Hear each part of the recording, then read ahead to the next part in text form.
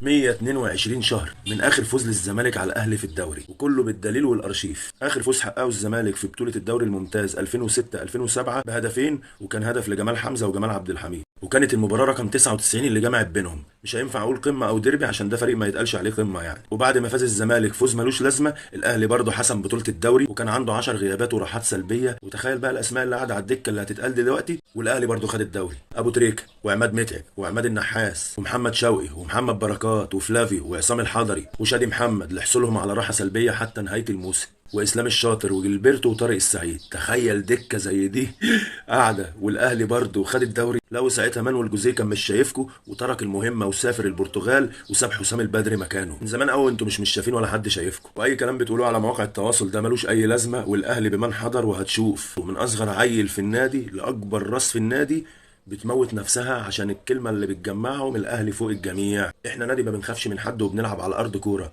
وما عندناش غل، بنرد في الملعب. يبقى وريني هتعرف تكسب الاهلي ازاي في عز الظروف اللي هي فيها دي، وانا واثق ان فريقي مش هيخرج الا بنتيجه ايجابيه. دمتم بوابين وعرر. اهلاوي انا والفخر ليا، وهفضل اشجع النادي الاهلي لاخر نفس فيا. كسب خسر واقفين وراه، وانا متاكد انك هترجع انت معيط بالليل وهنغني لكم ايه اللي حصل عندكم، ما تسمعونا حسكم. السلام عليكم.